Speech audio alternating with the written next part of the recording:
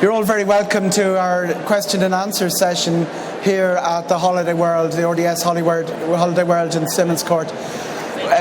Over the period of the 3 days of Holiday World, it is traditional that we get experts from the industry to come up on stage and answer questions. Not from me really, although I will be leading the questions and leading the conversation, but it is your show, it is your gig, it's from the audience. It's going to be, the next 30 to 45 minutes will be dedicated to Ireland and the heritage product of Ireland, something that has become the subject of focus over the last couple of years, largely because of a confluence of factors. One of them was the three-brand strategy that Fáilte Ireland have implemented or have used as for promotional purposes. The Wild Atlantic Way obviously is very scenery related, but they've put in two new brands in the last 12-14 months which are more heritage related: Ireland's Ancient East and the Dublin Breath of Fresh Air campaign, which was launched during the year. The idea really is we're coming down, we're dripping with history in Ireland, we're dripping with a very strong heritage product, and the idea really is to showcase it and create a bit of excitement around it. And the three people who are on the podium here are involved in creating that little bit of excitement around it. We have also got the very big anniversary in 2016 coming about, the 1916 anniversary, subject of great debate and some terrific TV coverage, primetime TV coverage, and programmes of events, and we'll have a little bit of a discussion about that. And we also have, for the first time I think since the opening of the Cliffs of Moher Centre, probably, or the Titanic Centre, we have a major opening of a heritage product in Dublin this year. It's aiming to be a big 400,000 plus attraction. We don't have that many. I would put it in the top 10 visitor attractions in Ireland. We don't have that many of those. This would be lovely to have a major opening for the first time for many, many years, and we'll have a little bit of a discussion about that in a few minutes. I'm going to introduce my panel, and I'm moving from the left. Owen O'Mara Walsh, his background is working with Heritage Ireland, and he has now moved to become the CEO of the Irish Tourism Industry Confederation. Confederation is central to the way the industry works here, because we have government bodies like Fáilte Ireland, Northern Ireland Tourist Board and Tourism Ireland, but the Confederation is actually the private, the nuts and bolts people, the people who operate everything from coaches to visitor centres to hotels, all under one umbrella. They lobby, they do lobby government, they represent, they are consumer facing in some ways as well in their media presence, and they do a lot of analysis of statistics and gathering of information, data which is essential to the tourism industry. Owen is incredibly knowledgeable about the heritage product. That's his background, and he is now in the Confederation man as well. So we have two for the price of one there with Owen. And beside him we have Sorcha. Sorcha doesn't look that old, but she has been around since 1916. She was actually in the GPO, I think, reading the proclamation, but Sorcha is representing the 1916 events. It's a little bit, it's quite interesting that everybody has a sort of a broad notion of what's happening around 1916, but there's a lot of very tourism-specific activity, exciting tourist-specific activity, which really hasn't been delivered to, or hasn't been picked up in the public press by journalists like myself. The third person here, no stranger to Holiday World, she's been a visitor for many, many years, Dervla O'Neill, and she is representing an attraction you have only heard about in the last few months, called Epic Ireland. Epic Ireland is going to be a big deal. It's opening in May. It's going to be delivering the story of Irish emigration, the Irish diaspora, the achievements of the Irish diaspora and the heritage of the Irish diaspora. It's conveniently situated between the Custom House and the cruise port. And even before we came up here, she was talking to MSC Cruises about getting those coach loads of cruise visitors to stop off in Epic Ireland, 22 underground galleries, very multimedia, and it's going to be very exciting. Okay, we're going to go first in to Owen. Is it my imagination, Owen, or has the whole heritage of Ireland been underplayed over the years?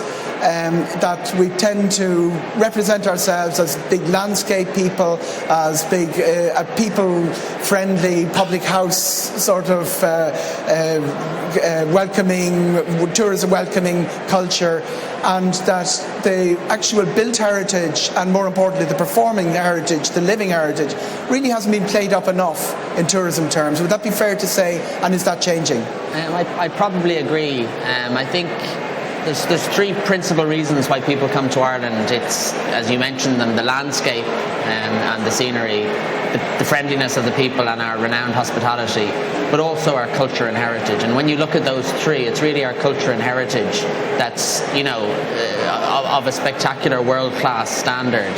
And to my view, we don't do enough to dial that up. And we know that about 85% of international visitors who come to Ireland come because of our unique heritage and culture. And when you look at things like our literary heritage and so on, we do a fairly mediocre job at interpreting that. And we have a world-class, if you like, product and a world-class heritage in that context. But in terms of the experience on the ground for the visitor or the interpretation of it, we're not doing as well as we should. And we're world-class at certain things. And what we really should be doing is providing a world-class experience to match that product.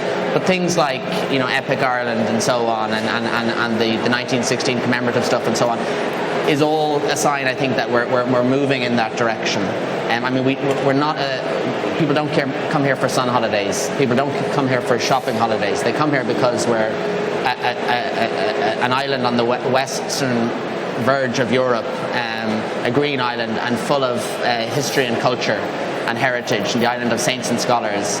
So to my mind, we should be dialing that up in a authentic quality fashion rather than sort of dumbing it down, as sometimes there's a temptation to do in terms of the whole leprechaun and shillelagh stuff. I think there's... We do have a leprechaun museum. I've never actually been to it. But we do have a leprechaun museum. I've been to it, and I think about 60,000 people go to it every year. Right, okay.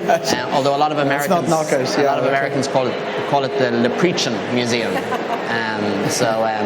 I think there's a lot more that can be done, but things like the 2016 commemorative programme and the investment in the likes of Kilmainham Jail and the investment in the likes of the GPO and so on can only be a good thing. And Epic Ireland also, I haven't seen it yet, obviously it's only opening in May, but all the signs are that it is interpreting Irish heritage and Irish culture in a very professional, authentic manner, right, that should, if you like, show the best of what we have to offer. And Sorcha, there's precious little to see about 1916 in Dublin. When you come and somebody says, I want to learn something about 1916, your options are to do the National Museum in Kildare Street, Kilmainham Jail. There's very little to represent what was an epic event in Irish history.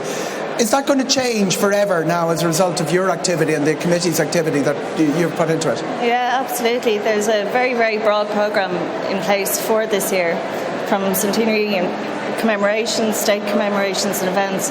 But one of the core elements of it is what we're calling the permanent reminders. This is to be a legacy that's going to be there forevermore for people to see. And as you quite rightly say, the National Museum do have a wonderful exhibition. However, they have that closed, and they're currently working to make that a far larger, far more comprehensive exhibition that will be there forevermore. The GPO is one of the biggest capital projects that we've undertaken in many, many years.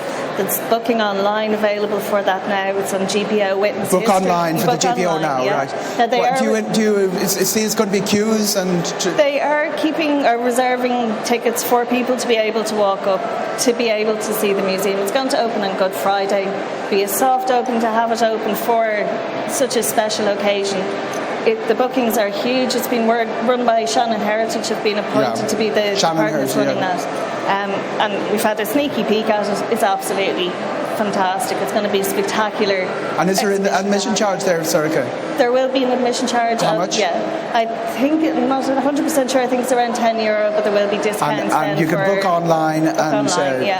So again, that will and be what's the opening date again? Sorry. Pardon me? The opening date is Good Friday, so I think it's the 25th of March, right. But booking is March online the at present. 2016, so in 2 months' time. 25th, yeah. But along with that, there's Richmond Barracks is being renovated. There will be an interpretive centre going in there. Kilmainham Jail, which is a hugely popular visitor experience, and there are queues outside there pretty well any day of the week. But that's being massively expanded to allow more capacity there and to invite more and more people in to see what's available. Pierce's Cottage in Connemara, this isn't all about Dublin, that's being renovated. There's a visitor centre being developed there, and also the Athenaeum down in Enniscorthy. So that's just a quick taste of some of the very long-term capital funding investment that's been put into this programme. So you've 7 or 8 attractions which will be there forever. They're not just going to be here for 2016. Absolutely, so we have a legacy out of the... that's great. Absolutely.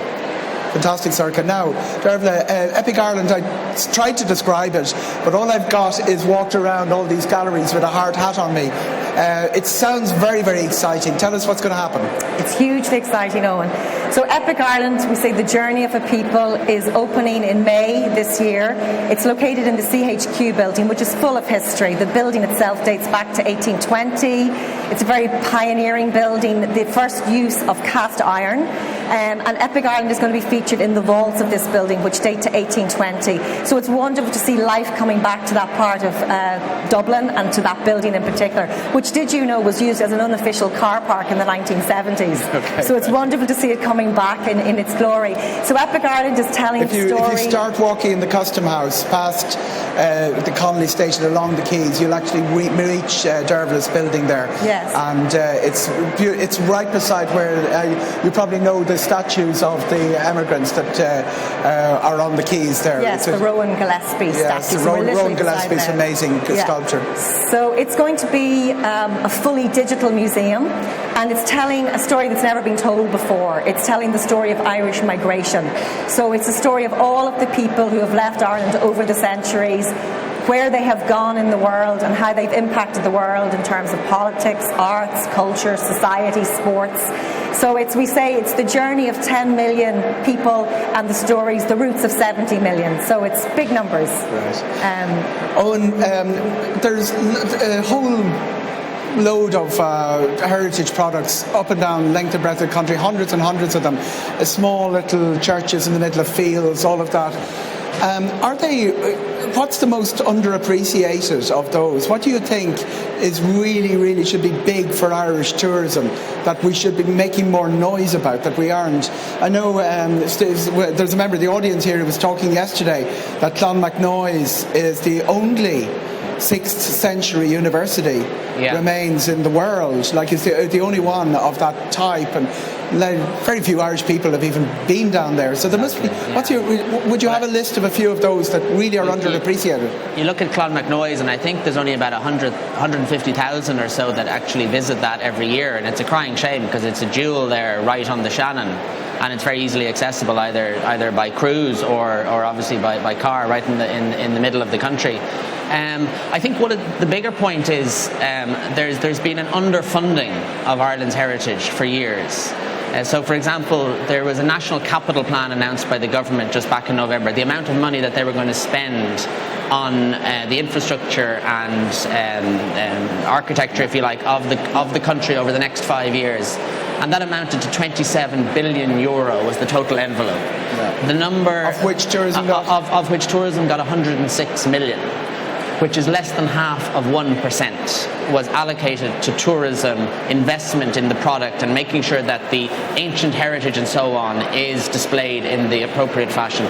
So to my mind, less than half of 1% of the state's resources being allocated to an industry that employs 220,000 people is grossly inadequate. And I think there's a job to be done to lobby and advocate on behalf of the heritage and tourism industry to ensure that tourism gets the proper resources that it warrants. Because remember, it's a huge employer. There's parts of the country where there's very little industry other than tourism. So it's very, very important in terms of the Irish economic narrative. And the figures are even worse for the OPW, because these are the body that's running all our sites, our major sites. That's their right. Budget, their annual budget has just been cut to a tiny... Yeah, I think their annual budget is down to something like €350,000 to invest in 300 odd sites around the country. So that's barely a care and maintenance budget. So you talk about the likes of Clonmacnoise, or you talk about ancient historic houses or churches or whatever, which are on the consumer.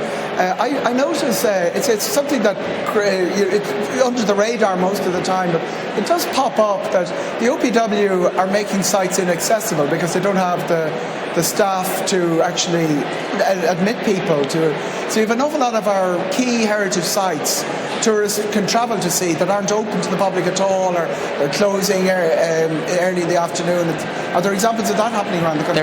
There's examples of that, of historic, beautiful sites right around the country that are closed on certain days, or as you say, understaffed and can't cope and turn away tourists and so on. And that's a result of inadequate investment from the government, both in terms of current spending, in terms of staffing and resources, but also capital spending in terms of proper investment in the tourism product. And as I say, it's such an important industry for the country. It grew by about 16% in terms of revenue last year. About €1.8 billion in taxes are paid back to the government from the tourism industry every year. It's an export industry because all those Americans and British and so on are spending their hard-earned cash in our country. So there's to my mind, there's much more that could be done by the state in terms of treating tourism with the respect and the credit that it warrants, because it's as I say, it's a great way to showcase all that is great about Ireland. And the original question was, I wanted you to pick 2 or 3 sites that are underappreciated. Would you venture that, or will it compromise your independence as the ITIC CEO? There's so many gems right around the country. I love we mentioned Clonmacnoise and Shannon and the inland waterways and so on, and there's wonderful product there, but it's not, if you like, given the support I think that it warrants. Right. And you talk about they're here in the hall, by the way. The Inland Waterways and the Boat Owners Association are here. So amazing. I've done it myself many years ago. It's an amazing trip down the Shannon, and you turn around a corner and you see Clonmacnoise from an angle that you'd never see it ever, and you do appreciate how important it is when you see it from the river. It's actually the only way to approach it. Yeah. And it's a terrific holiday, and they are here in the navigable waterway stretches from Enniskillen down to Killaloo. So it's the longest navigable waterways in Britain or Ireland. It's a really stunning thing. So there's a lot more, I think, that can be done to showcase that to both a domestic market and an international audience. Right. But there's areas right around the country where much more investment needs to be required in both a marketing and a product perspective. And put your hand up. We have spotters, we have microphones. Anybody have a question for the audience? And while we're waiting, Sorcha, could you paint us a picture of what's happening in the GPO? That's really the showcase of the whole thing. What's it going to look like when it opens on Good Friday? It's a completely different take on a museum. It's not so much based around artefacts as an experience of what it was like to have been in the GPO in 1916. There's multimedia, there's sound, there's vision, there's recreations of what it felt like to be in Dublin, and it's been deliberately built and designed by Martello Media, put the exhibition together to be accessible to both young and older people who might have some anecdotal memories of what happened, but to be accessible to those who are coming from abroad. It's fully accessible. It'll have a beautiful outdoor area with a commemorative a small exhibition to the children who died in 1916 as well. So they really have put an awful lot of thought into it to future-proof it, make it accessible, but also they'll be able to freshen it up over the years. It's going to be a very, very special experience. It really is. Excellent.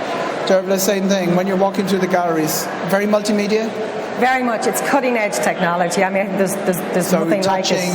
Touching, interactive pods that react to proximity, tables that interact with you. So very cutting edge technology. And just to say, we actually have a new website going live next week. EpicIrelandCHQ.com, and we are taking advanced bookings from March. So get ready. Questions from the floor? Anybody on any aspect of home holiday? It doesn't really, if it doesn't fall into the heritage, we'll find an answer for you somewhere. If it isn't in the field for my three guests on the stage, we'll still find an answer. So feel free, but put your hand up and call for microphone. Are there apart from Epic Ireland, Owen, have we other big hit visitor attractions coming down the tracks for us? Because some of the small stuff that nobody expects to do well suddenly emerges. I mean, the Little Museum of Dublin was one of the really big hits in terms of visitor attractions, and nobody saw that coming. One of the interesting exhibits, by the way, guys, in the Little Museum of Dublin is a Ryanair business class ticket. We won't be seeing one of those again for a while, but it's a very amazing little museum. But is there another equivalent of the Little Museum of Dublin that we should be aware of that's happening out there? The Little Museum of Dublin is on Stephen's Green, of course, and the other side of Stephen's Green, a new museum is opening as well. It's due to open, I think, later in 2016 in Newman House. Oh yes, which is a UCD National Library joint initiative. Celebrating Ireland's writers and literary and so on. So that should be very exciting. But there's a lot of sort of new tourism products that's the private sector, if you like, are supporting in a kind of an entrepreneurial fashion. And that's because tourism is actually booming into Ireland at the moment. We have a record year of international visitors into Ireland. And there's a lot of it in Dublin. People. Is it lopsided, the boom in tourism? It's interesting. It's some of the statistics aren't as timely as we'd like, so we rely on the Central Statistics Office to give us and Fáilte Ireland to give us a flavour of both the volume and the value and where they go. And sometimes the statistics are a bit timely. So the feeling is that Dublin has done very well this year, as we can imagine. You can see that in the fact that all the hotels are full pretty much year round. The Wild Atlantic Way and the Western Coast has also done well and has probably gained market share. Ireland's Ancient East and the sort of the Shannon Corridor and the Midlands area, I think, has a little bit of catching up to do. And I think that's where the focus should be on going forward. You might be able to answer this, because I don't think the Ireland's Ancient East makes any sense. It looks like a whole load of bits of things were shoehorned into one big... Could it have been more focused? Could it have been more... You're asking me questions that I probably shouldn't be giving you answers of. You're not a government body, though. No. We're an industry body, and to a certain extent we have to hold the agencies to account and hold the government of the day to account and so on. Destination branding is very important. From the overseas visitor perspective, they don't really differentiate between parts of Ireland unless you put a stamp on each of them. So I can see the rationale behind Ireland's Ancient East. The problem is, the Wild Atlantic Way makes intuitive sense because it's been there forever and a day. Effectively, it's the Western Seaboard, and a brand and a concept has been put on it. Ireland's Ancient East is a little bit more subtle and nuanced, and is a little bit more difficult, I suppose, to interpret because it straddles 18 counties from Louth down to Cork. Yeah. So it's an ongoing project, and it's one that we would support because a lot of effort and money has been put into it, and it will be there for quite some time. However, I think the messaging and the heritage and the narrative behind it has to be worked on a little bit more. And we don't have them on the stage, but does anyone be able to talk about the tenement, which seems like a fascinating museum? It's a recreation of 1913 tenement in Dublin. Yeah. That's actually another one of our capital projects. It's yours, it's going to be one of the legacy projects. So we're working on that in conjunction with Dublin City Council. They're doing a pretty comprehensive, it's more a conservation job on 14 Henrietta Street rather than restoration. It was a fascinating history with that building, where it had been on one of the most expensive buildings, one of the most expensive streets, not only in Ireland but in Europe, and over a fairly short period became by far one of the worst areas, and it's amazing to see that change. So the restoration is underway. The plans are being developed for that, and over the plan is that the floors will represent some of the different histories of that building. That's due to be opening hopefully towards the end of this year, but work is still ongoing. Towards the end of this year. Yeah, I haven't got a date on it though. Question here from... Who are inland waterways and how are they involved with the Shannon?